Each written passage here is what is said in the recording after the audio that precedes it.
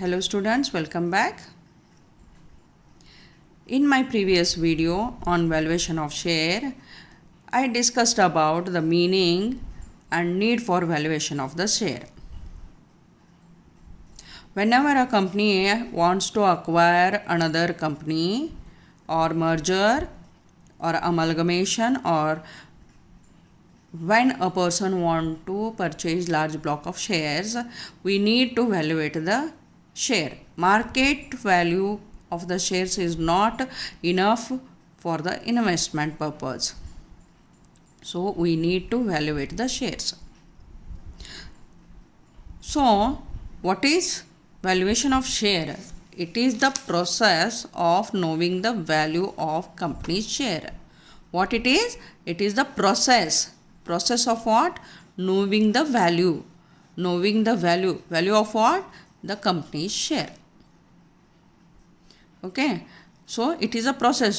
Total ಒಂದು ಪ್ರಕ್ರಿಯೆ ಐತಿ ಅಂತೇಳಿ ಹೇಳ್ತೇವೆ ವ್ಯಾಲ್ಯೂಯೇಷನ್ ಆಫ್ ಶೇರಕ್ಕೆ. To know the company share ಅಂತ ಹೇಳ್ತೇವೆ. ಕಂಪ್ನಿ ಶೇರದ ಯಾವುದೋ ಒಂದು ಕಂಪ್ನಿಯ ಶೇರಿನ ಬೆಲೆ ಅಂಥೇಳಿ ಹೇಳಾಕತ್ತೇವೆ ನಾವಲ್ಲಿ. Okay, to valuate the share we have different methods here. One is net assets method, which is totally based on the assets. It concentrates on the assets. Market ವ್ಯಾಲ್ಯೂವರ ಕೊಟ್ಟಿರ್ಬೋದು, ಬುಕ್ ವ್ಯಾಲ್ಯೂವರ ಕೊಟ್ಟಿರ್ಬೋದು. Net assets method based on assets of the company. ಆ ಕಂಪ್ನಿಯ assets ಮೇಲೆ based ಐತಿ. Totally ಅದ್ರ ಮೇಲೆ ಬೇಸ್ಡ್ ಐತಿ ನೆಟ್ ಅಸೆಟ್ ಮೆಥಡ್. ಅಸೆಟ್ ಮೇಲೆ ಡಿಪೆಂಡೆಂಟ್ ಐತಿ. ಇದನ್ನು ನೆಟ್ ಅಸೆಟ್ ಮೆಥಡ್ ಅಂತ ಹೇಳಿ ಹೇಳ್ತೇವೆ. Second one is yield method, which look forward are based on future maintainable profit. Yield method ಅಂತಂದ್ರೆ it is based on the earning. Future earning ಎಷ್ಟೈತಿ, profit ಏನೈತಲ್ಲ, return ಏನೈತಿ, ಅದರ ಮೇಲೆ ಬೇಸ್ಡ್ ಇದ್ದಂತಹ ಒಂದು ಮೆಥಡ್ ಅಂತಂದ್ರೆ ಈಲ್ಡ್ ಮೆಥಡ್ ಅಂತ ಹೇಳಿ ಹೇಳ್ತೇವೆ. Therefore, yield method takes into account the earning capacity of the business. Earning ಕೆಪಾಸಿಟಿಯನ್ನು ಅದು ಕನ್ಸಿಡರ್ ಮಾಡಾಕತ್ತೈತಿ. ಬಿಸ್ನೆಸ್ದ ಅರ್ನಿಂಗ್ ಕೆಪಾಸಿಟಿಯನ್ನು ನೋಡಾಕತ್ತೈತಿ. ಸೊ ನೆಟ್ ಅಸೆಟ್ಸ್ ಏನು ಬೇಸ್ಡ್ ಐತಿ? ಅಸೆಟ್ ಬೇಸ್ಡ್ ಇದ್ರೆ ಈಲ್ಡ್ ಮೆಥಡ್ ಏನೈತಿ? ಅರ್ನಿಂಗ್ ಬೇಸ್ಡ್ ಐತಿ ಅಂತ ಹೇಳಿ ಹೇಳ್ತೇವೆ ನಾವು. ಓಕೆ, ಅರ್ನಿಂಗ್ ಬೇಸ್ಡ್ ಐತಿ ಅಂತ ಹೇಳಿ ಹೇಳ್ತೇವೆ.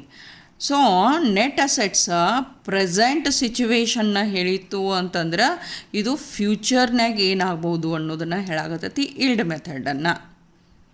Okay, therefore net assets liquidation ಪರ್ಪಸಿಗೆ ಭಾಳ ಯೂಸ್ಫುಲ್ ಐತಿ. When a company is liquidating ಅವಾಗ ಭಾಳ ಯೂಸ್ಫುಲ್ ಐತಿ. ಆದರೆ ಈಲ್ಡ್ ಮೆಥಡ್ ಏನೈತಿ ಅಂತಂದ್ರೆ ಕಂಪ್ನಿ ಕಂಟಿನ್ಯೂಯೇಷನ್ ಒಂದು ಆಪ್ಟಿಮಿಸ್ಟಿಕ್ ವ್ಯೂ ಕೊಡಾಕತ್ತೈತಿ. ಕಂಪ್ನಿ ಕಂಟಿನ್ಯೂಯೇಷನ್ ಬಗ್ಗೆ ಹೇಳಾಕತ್ತೈತಿ yield method. In this yield method we have another 3 methods. ಮತ್ತು 3 ಮೆಥಡ್ ಅದಾವೆ ಇದ್ರೊಳಗೆ. ಒಂದು ರೇಟ್ ಆಫ್ ರಿಟರ್ನ್ ಅಂತ ಹೇಳ್ತೇವೆ, ಇನ್ನೊಂದು ಪ್ರೈಸ್ ಅರ್ನಿಂಗ್ ರೇಷೋ ಅಂತ ಹೇಳಿ ಹೇಳ್ತೇವೆ, ಮೂರನೇದು ಪ್ರೊಡಕ್ಟಿವಿಟಿ ಫ್ಯಾಕ್ಟರ್ ಅಂತ ಹೇಳಿ ಹೇಳ್ತೇವೆ ನಾವಲ್ಲಿ. ಓಕೆ, ಈ ಈಲ್ಡ್ ಮೆಥಡ್ ಒಳಗೆ ಮತ್ತು 3 ಅದಾವೆ. ಒಂದು ರೇಟ್ ಆಫ್ ರಿಟರ್ನ್, ಇನ್ನೊಂದು ಪ್ರೈಸ್ ಅರ್ನಿಂಗ್ ರೇಷೋ, ಇನ್ನೊಂದು ಪ್ರೊಡಕ್ಟಿವಿಟಿ ಫ್ಯಾಕ್ಟರ್ ಅಂಥೇಳಿ ಹೇಳಾಕತ್ತೇವೆ. ಓಕೆ, ರೇಟ್ ಆಫ್ ರಿಟರ್ನ್ ಅಂತ ಹೇಳಿ ಹೇಳ್ತೇವೆ. ರೇಟ್ ಆಫ್ ರಿಟರ್ನ್ ಅಂತಂದ್ರೆ ಏನು ಹೇಳ್ತೇವೆ ಅಂದ್ರೆ a return which a shareholder earns on his investment in the equity share of company ಅಂತ ಹೇಳಿ ಹೇಳ್ತೇವೆ. ರೇಟ್ ಆಫ್ ರಿಟರ್ನ್ ಅಂದರೆ ಏನು ಹೇಳಾಕತ್ತೇವೆ? ಒಬ್ಬ share holder earning on his investment in the equity share of the company. Equity shares ಒಳಗೆ ಏನು investment ಮಾಡೋಣ ಅದ್ರ ಮೇಲೆ ಬರ್ತಕ್ಕಂತಹ ಅವ್ನ ರಿಟರ್ನನ್ನು ರೇಟ್ ಆಫ್ ರಿಟರ್ನ್ ಅಂತ ಹೇಳಿ ಹೇಳ್ತೇವೆ ನಾವಲ್ಲೇ. ಓಕೆ, ಶೇರ್ ಹೋಲ್ಡರ್ ಮಾಡಿದಂಥ ಇನ್ವೆಸ್ಟ್ಮೆಂಟ್ ಮೇಲೆ ಏನು ರಿಟರ್ನ್ ಬರಾಗತ್ತಲ್ಲ ಅದನ್ನು ರೇಟ್ ಆಫ್ ರಿಟರ್ನ್ ಮೆಥಡ್ ಅಂತೇಳಿ ಹೇಳ್ತೇವೆ. ಈಲ್ಡ್ ಮೆಥಡದ್ದು ಫಸ್ಟ್ ಮೆಥಡ್ ಐತದಲ್ಲೇ. ಈಲ್ಡ್ ಮೆಥಡದ್ದು ಫಸ್ಟ್ ಮೆಥಡ್ ಐತಿ. ಎರಡನೇದು ಪ್ರೈಸ್ ಅರ್ನಿಂಗ್ ರೇಷೋ ಅಂತ ಹೇಳಿ ಹೇಳ್ತೇವೆ. That means price to earning ಅಂತ ಹೇಳಿ ಹೇಳ್ತೇವೆ.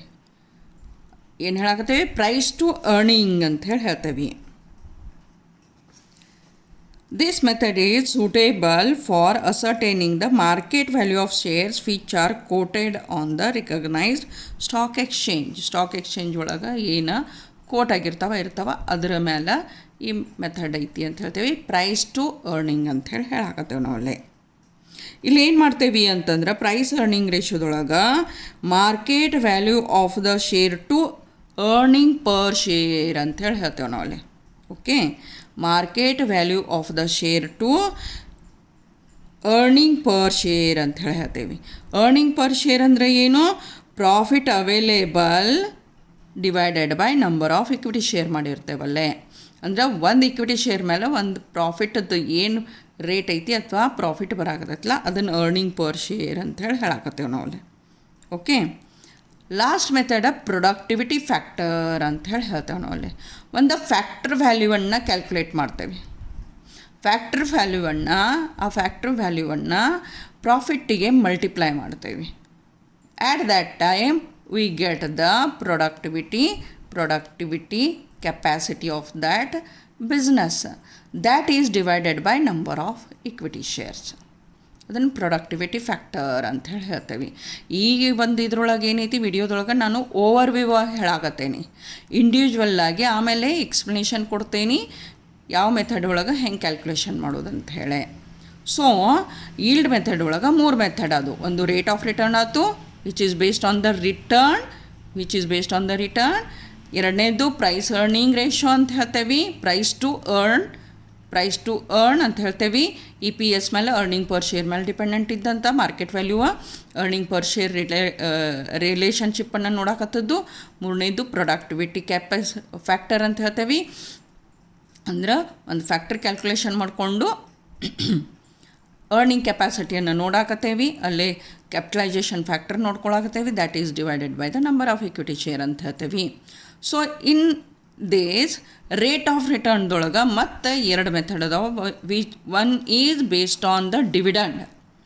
ರೇಟ್ ಆಫ್ ರಿಟರ್ನ್ ಒಳಗೆ ಒಂದು ಏನೈತಿ ಡಿವಿಡೆಂಡ್ ಬೇಸ್ಡ್ ಐತಿ, ಇನ್ನೊಂದು ಅರ್ನಿಂಗ್ ಬೇಸ್ಡ್ ಐತಿ ಅಂತ ಹೇಳ್ತೇವೆ. Okay, dividend is different, earning is different. ಇವೆರಡು ಬೇರೆ ಬೇರೆನೇ ಅದಾವೆ.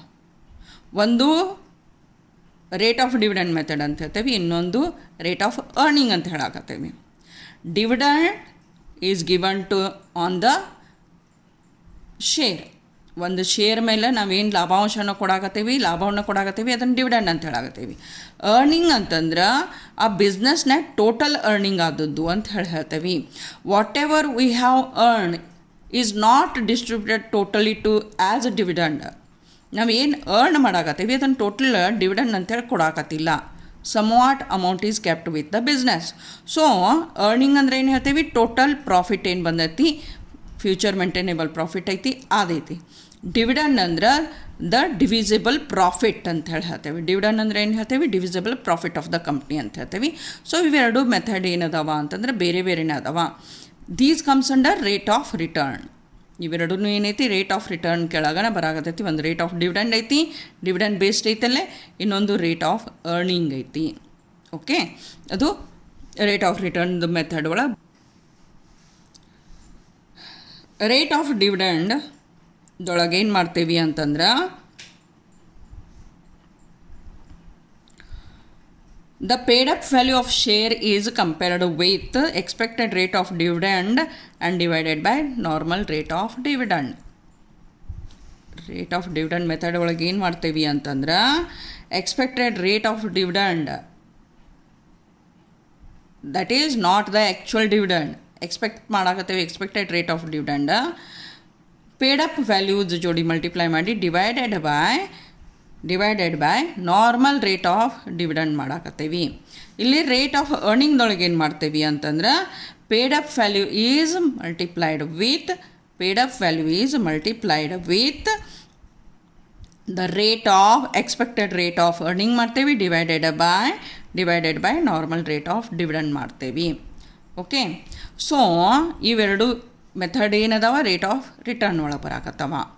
ಸೊ ಮೇನ್ ಯಾವಾಗ ನಾವು ಮೆಥಡ್ಸ್ ಹೇಳಾಕತ್ತೇವಿ, ಫಸ್ಟ್ ಏನಾಯ್ತು ನೆಟ್ ಅಸೆಟ್ಸ್ ಮೆಥಡ್, ಎರಡನೇದು yield method. Net assets based ಐತಿ, ಈಲ್ಡ್ ಅರ್ನಿಂಗ್ ಕೆಪಾಸಿಟಿ ಮೇಲೆ ಐತಿ, ಫ್ಯೂಚರ್ ಅರ್ನಿಂಗ್ ಕೆಪಾಸಿಟಿ ಮೇಲೆ ಐತಿ ಅಂತ ಹೇಳ್ತೇವೆ. ಸೊ ಇನ್ನು ಇವೆರಡೋದ್ರ ನೆಕ್ಸ್ಟ್ ಮೂರನೇದು ಇನ್ನೊಂದು ಐತಿಲ್ಲೇ ಫೇರ್ ವ್ಯಾಲ್ಯೂ ಮೆಥಡ್ ಅಂತ ಹೇಳ್ತೇವೆ. First one, this one is second and this is third. It is the fair value method ಅಂತ ಹೇಳ್ತೇವೆ. ಫೇರ್ ವ್ಯಾಲ್ಯೂ ಅಂತ ಹೇಳ್ತೇವೆ. It is not at all a method of valuating the share. ಇದು ಮೆಥಡನ್ನ ಅಲ್ಲ ಅಂತ ಹೇಳ್ತೇವೆ. ಯಾಕಂತಂದ್ರೆ ಫೇರ್ ವ್ಯಾಲ್ಯೂ ಅಂತಂದ್ರೆ it is nothing but the aggregate value of the share of the net assets and yield method. ಇದು ಎಗ್ರಿಗೇಟ್ ಐತಿ. Net assets ಮತ್ತು ಈಲ್ಡ್ ಮೆಥಡ್ದೊಳಗೆ ಏನು ಶೇರ್ ವ್ಯಾಲ್ಯೂ ಬಂದೈತಲ್ಲ ಅದರದ್ದು ಅಗ್ರಿಗೇಟನ್ನು ನಾವು ಫೇರ್ ವ್ಯಾಲ್ಯೂ ಅಂತ ಹೇಳಾಕತ್ತೇವೆ ನಾವು ಅಲ್ಲಿ.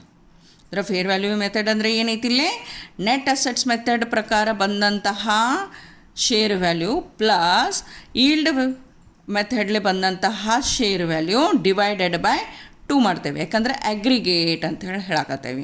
ಫಾರ್ ಎಕ್ಸಾಂಪಲ್, ನೆಟ್ ಅಸೆಟ್ಸ್ನಾಗ 4 ರೂಪಿ ಬಂದೈತಿ, ಆಮೇಲೆ ಈಲ್ಡ್ ಮೆಥಡ್ಲೆ 2 ರೂಪಿ ಬಂದೈತಿ ಅಂತಂದ್ರೆ ಇದನ್ನು ಎರಡನ್ನೂ ಆ್ಯಡ್ ಮಾಡಿ ಡಿವೈಡೆಡ್ ಬೈ 2 ಮಾಡ್ತೇವೆ. ಯಾಕಂದ್ರೆ 2 ವ್ಯಾಲ್ಯೂಸ್ ತೊಗೊಂಡೇವಿ. ದೇರ್ ಫೋರ್ 6 ಡಿವೈಡೆಡ್ ಬೈ 2 ಮಾಡಿದ್ವಿ ಅಂತಂದ್ರೆ 3 rupee. It is the fair value ಅಂತ ಹೇಳ್ತೇವೆ ನಾವು ಅಲ್ಲೇ.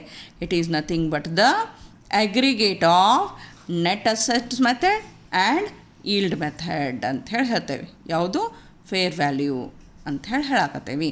ಸೊ ಅದ್ರ ಸಂಬಂಧ ಏನು ಹೇಳ್ತಾರೆ, ಕ್ಯಾಲ್ಕುಲೇಷನ್ ಏನೂ ಇರೋಂಗಿಲ್ಲ. ಇವೆರಡೂ ಬಂದವು ಅಂತಂತಂದ್ರೆ ಫೇರ್ ವ್ಯಾಲ್ಯೂ ನಮಗೆ ಆಟೋಮೆಟಿಕ್ಲಿ ಬಿಡ್ತೈತದಲ್ಲೇ. ಓಕೆ. ಸೊ ಯಾವಾಗ ನಿಮಗೆ ಕ್ವಶನ್ ಕೇಳ್ತಾನಲ್ಲ ವ್ಯಾಲ್ಯೂಯೇಷನ್ ಆಫ್ ಶೇರ್ ಅಂತ ಹೇಳಿ, ಬಿಕಾಮ್ದೊಳಗೆ ವ್ಯಾಲ್ಯೂಯೇಷನ್ ಆಫ್ ಶೇರ್ ಅಂತ ಕೇಳ್ತಾನಲ್ಲ, ಫೇರ್ ವ್ಯಾಲ್ಯೂ ಅಂತ ಹೇಳಿ ಕೇಳಿದ್ನು ಅಂತಂದ್ರೆ ನೆಟ್ ಅಸೆಟ್ಸು ತೆಗಿಬೇಕೈತಿ, ಈಲ್ಡ್ ಮೆಥಡು ಐತಿ. ಇಲ್ಲ ನನಗೆ ನೆಟ್ ಅಸೆಟ್ಸ್ ಕೇಳಿಲ್ಲ ಅಂತ ಅನ್ನಕ್ಕೆ ಬರೋಂಗಿಲ್ಲ, ಈಲ್ಡ್ ಕೇಳಿಲ್ಲ ಅಂತ ಅನ್ನಕ್ಕೆ ಬರೋಂಗಿಲ್ಲ. ಫೇರ್ ವ್ಯಾಲ್ಯೂ ಕೇಳೋಣಂದ್ರೆ you have to valuate under both the methods. Net assets ಕೇಳಬೇಕು, ಆಮೇಲೆ ಈಲ್ಡ್ ಮೆಥಡ್ ಮೇಲೂ ಮಾಡಬೇಕಾಗ್ತದಲ್ಲೇ. Okay. With a given information rate of return apply ಮಾಡಾಕತ್ತೀರಿ, ರೇಟ್ ಆಫ್ ಡಿವಿಡೆಂಡ್ ಮಾಡಾಕತ್ತೀರಿ, ರೇಟ್ ಆಫ್ ಅರ್ನಿಂಗ್ ಮಾಡಾಕತ್ತೀರಿ ನೋಡ್ಕೊಳ್ಳೋದೈತಿ. ಇವೆರಡು ಮೆಥಡ್ ಅಂತೂ ಸ್ವಲ್ಪ ಇಂಡಿಪೆಂಡೆಂಟ್ ಆಗಿಬಿಡ್ತಾವಲ್ಲೇ. ಯಾವಾಗ 15 ಮಾರ್ಕ್ಸ್ ಕ್ವಶನ್ ಐತಿ ನಿಮಗೆ ನೆಟ್ ಇದನ್ನು ಕಾಂಬಿನೇಟ್ ಮಾಡೇನ ಕೊಟ್ಟಿರ್ತಾನೆ. 3 ಮೆಥಡರ ನೀವು ಅಲ್ಲೇ ಫಾಲೋ ಮಾಡಬೇಕಾಗ್ತತಿ. ನೆಟ್ ಅಸೆಟ್ಸು ಮಾಡಬೇಕು, ಈಲ್ಡು ಮಾಡಬೇಕು, ಫೇರ್ ವ್ಯಾಲ್ಯೂ ಮಾಡಬೇಕು. ಆರ್ ಅದರ್ವೈಸ್ ಈಲ್ಡ್ ಮೆಥಡ್ ಹೇಳಿದ್ನು ಅಂತಂದ್ರೆ ಇವು ಮೂರನ್ನು ಕಾಂಬಿನೇಟ್ ಮಾಡಿ ನಿಮಗೆ ಕ್ವಶನ್ಸ್ ಕೇಳಿರ್ತಾರೆ. Okay. So net assets method ಮೇಲೆನ ಇಂಡಿಪೆಂಡೆಂಟಾಗಿ ಕೇಳಬಹುದು, ಈಲ್ಡ್ ಮೇಲೆನೂ ಇಂಡಿಪೆಂಡೆಂಟಾಗಿ ಕೇಳ್ಬೋದು. ಯಾವಾಗ ಫೇರ್ ವ್ಯಾಲ್ಯೂ ಕೇಳೋಣ ಇವೆರಡೂ ನೀವು ಬಿಡಿಸ್ಬೇಕಾಗ್ತತಿ. ಆವಾಗ ಈಲ್ಡ್ ಮೆಥಡ್ ಐತಲ್ಲ ಆ ಹೊತ್ತಿನಾಗ ಮಾತ್ರ ಏನೈತಿ ಈ ಮೂರನ್ನು ನೀವು ಕ್ಯಾಲ್ಕುಲೇಷನ್ ಮಾಡಬೇಕಾಗ್ತತಿ. ಸೊ ನೆಕ್ಸ್ಟ್ ನನ್ನ ವಿಡಿಯೋದೊಳಗೆ ಈ ಏನು ಮೆಥಡ್ಸ್ ಅದಾವಲ್ಲ ನೆಟ್ ಅಸೆಟ್ಸ, ಈಲ್ಡ್ ಮೆಥಡ್ ಮತ್ತು ಫೇರ್ ವ್ಯಾಲ್ಯೂ ಅದ್ರ ಮೇಲೆ ಪ್ರಾಬ್ಲಮ್ಸನ್ನು ಬಿಡಿಸ್ತೀನಿ. So please like, share and subscribe my channel for further updates. Thank you.